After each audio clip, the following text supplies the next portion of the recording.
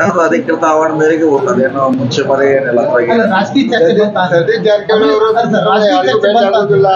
ಅವರಿಗೆ ದೂರದೃಷ್ಟಿ ಇದೆ, ಏನಾದ್ರೂ ಪ್ಲಾನಿಂಗ್ ಇದೆ ಅಂತ ಹೇಳ್ತಾರೆ. ಏನು ಪ್ಲಾನಿಂಗ್ ಇಲ್ಲ. ನಮ್ಮ ಜಿಲ್ಲೆಗೆ ಕಾರ್ಖಾನೆ ಕೊಡಕ್ ಹೋಗಿದ್ವಿ, ಅದೇ ದೂರ ದೃಷ್ಟಿ. ನಮ್ಮ ಜಿಲ್ಲೆಗೆ ಒಂದು ಕಾರ್ಖಾನೆ ಕೊಡಿ, ಸಾವಿರಾರು ಜನಕ್ಕೆ ಉದ್ಯೋಗ ಬರ್ತಾನೆ ಉದ್ದೇಶ ಬೇಕಾಗಿದ್ದು ಹೊರತ ಕುಮಾರಸ್ವಾಮಿ ಓಕೆ, ಪ್ರಹ್ಲಾದ್ ಜೋಶಿ ಓಕೆ, ದೇವೇಗೌಡರು ಭೇಟಿ ಆದ್ರೆ ಹಿಂಗಾಗಿ ಸ್ವಲ್ಪ ಅಂದ್ರೆ ಪಾಪ ಪ್ರಹ್ಲಾದ್ ಜೋಶಿ ಅವ್ರು ತೋರಿಸಿಲ್ಲ, ನೀವು ಸೋಮಣ್ಣ ಅವ್ರು ತೋರಿಸಿಲ್ಲ, ಗಡ್ಕರಿ ಅವ್ರಿಗಂತಿ ಅವ್ರನ್ನೂ ತೋರಿಸಿಲ್ಲ. ಒಬ್ಬರು ಎಲ್ಲ ಇದ್ರಲ್ಲಿ ನಿಮ್ದೇ ಹವಾ ಇತ್ತು. ಎಲ್ಲಾರು ಭೇಟಿ ಆಯ್ತು. ಎಲ್ಲ ನಮ್ಮ ರಾಜ್ಯಕ್ಕೆ ಜಿಲ್ಲೆಗೆ ಸಂಬಂಧಪಟ್ಟಂತ ಡೆವಲಪ್ಮೆಂಟ್ ವರ್ಕ್ ಅಷ್ಟೇ. ಇನ್ ಫೈಟಿಂಗ್ ನಡೀತದೆ ಕಾಂಗ್ರೆಸ್ ನಲ್ಲಿ.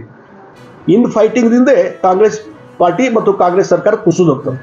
ಡೆಫಿನೆಟ್ಲಿ ಪ್ರಾಕ್ಸಿ ವಾರ್ ನಡೀತಾ ಇದೆ. CM ಅವರು ತಾವು ನೇರವಾಗಿ ಮಾತಾಡ್ತಾ ಇಲ್ಲ. ಅವರು 5 ವರ್ಷ ಅಧಿಕಾರದಲ್ಲಿ ಮುಂದುವರಿಬೇಕಂತ ಒಂದು ತಂತ್ರ. DK ಶಿವಕುಮಾರ್ ಅವರು ಅವ್ರನ್ನ ಇಳಿಸಿ ನಾನು ಮುಖ್ಯಮಂತ್ರಿ ಆಗ್ಬೇಕಂತ ಹೇಳಿ ಅವ್ರದೊಂದು ಫೈಟಿಂಗ್. ಇದು ತಮ್ಮ ಶಾಸಕರು ತಮ್ಮ ಮಂತ್ರಿಗಳ ಮುಖಾಂತರ ಅವ್ರ ಮುಖಾಂತರ ಹೇಳಿಕೆಗಳನ್ನು ಕೊಡುವ ಮುಖಾಂತರ ಒಂದು ಪ್ರಾಕ್ಸಿ ವಾರ್ ನಡೀತಾ ಇದೆ. ಇದರದ್ದು ರಿಸಲ್ಟ್ ಏನಂದ್ರೆ ಇನ್ ಫೈಟಿಂಗ್ನಿಂದ ಗೌರ್ಮೆಂಟ್ ಕೊಲ್ಯಾಪ್ಸ್ ಆಗ್ತದೆ. Any time this government may go. ಆ ರೀತಿ ಪರಿಸ್ಥಿತಿ ನಿರ್ಮಾಣ ಆಗಿದೆ. ಈಗ ದಿಲ್ಲಿಗೆ ಸಿದ್ದರಾಮಯ್ಯವರು ಹೋಗ್ತಾ ಇದ್ದಾರೆ, DCM ಹೋಗ್ತಾ ಇದ್ದಾರೆ, ಮಂತ್ರಿಗಳು ಹೋಗ್ತಾ ಇದ್ದಾರೆ.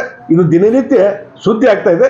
ಆ ಹಿನ್ನೆಲೆಯಲ್ಲಿ ಈ ಸರ್ಕಾರ ಒಂದು ಅಂತಿಮ ಕ್ಷಣಕ್ಕೆ ಬಂದಿದೆ ಅಂತ ನಾ ಹೇಳ್ತೀನಿ.